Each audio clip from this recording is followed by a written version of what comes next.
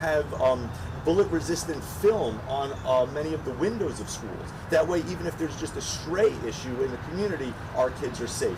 We're also putting up fences at many of our schools. That way also to not only keep folks out and to make sure everybody knows where our school is, but even something like making sure the raccoons don't get in. You'd be amazed the number of kids that want to go play with a stray animal that wanders into the park. So, again, we are trying to do everything we can to always have safety as the paramount thing that we're focusing on, because we know that if our kids aren't safe, we can't teach them. Awesome. And I know that there's also a lot of construction on the building, so talk to me about status on that. Sure. Well, if anybody drives by where the old Mount Hope is, you can see a brand new, beautiful building.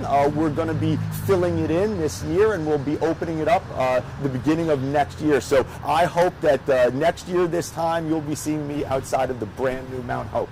We're also building a brand new gymnasium and cafeteria at Atwood. We also have put in 2 brand new GSRP classrooms actually in Gardner. We're putting in a new bus loop at Atwood. We're doing incredible work at Hill. There's actually new classrooms at our career and technical education program, as well as our high school, the Lansing Tech High School, which is an incredible place, and many of you have been there already. There's just so much construction. We're putting up solar on the roofs of many of our schools, so that not only are we good for the environment, but we can save a little money on electric bills.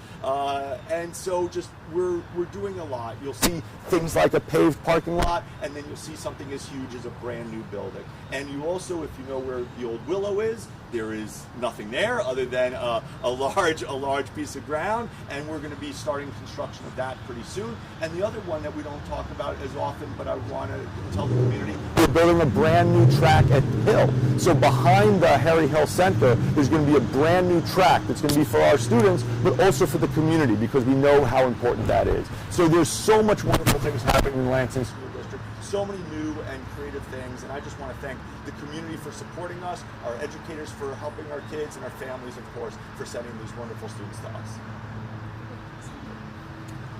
I've actually got a few more. Okay, let me Yeah, go in here, the and then middle I'll cycle back. Oh, you're good? Might be good to see. Terrific. Awesome. Okay. You got me. Okay, let's first talk about the Newcomer School. I'll Sure. kind of go back to that. Talking about having all of these different kids coming in, what are some of the programs that the Lansing District has that kind of sets those kids up for success? Because Sure. they have different kinds of needs than your typical student Yes. coming in. So talk to me about that process of working with them to kind of become, fully enveloped in this Sure. particular district. It's a great question. So we as a school district have to be thoughtful that each of our kids are different and each of them have different needs. And so certainly for kids coming from other countries, they might not know English. And so the first thing you have to figure out is what's the home language.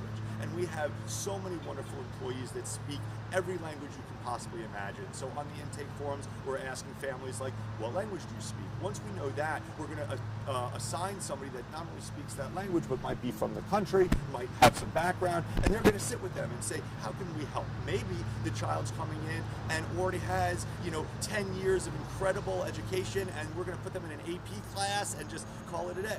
Some kids haven't had formal education. They're coming from war zones, places where they haven't sadly been able to be educated. So we understand each individual child. Once we do that, they're going to come into the Newcomer Center and they'll have diagnostics. What's their reading level? What's their math level?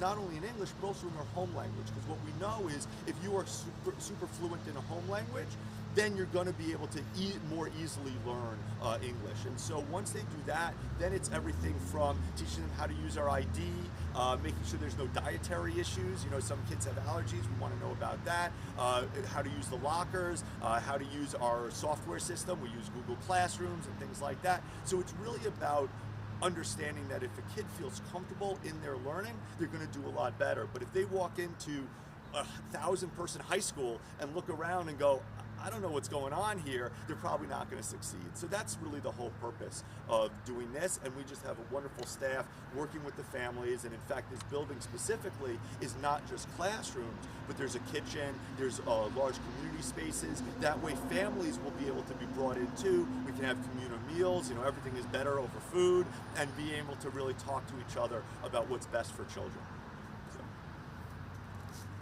So. It's all You good. good? Yeah. Good? You good? Thank So, you. fantastic. All right. Now, I can't remember. Are we going to show you inside? Did we promise that? I don't know. I don't Are know we going if to you show? did, but Are we going to show them the?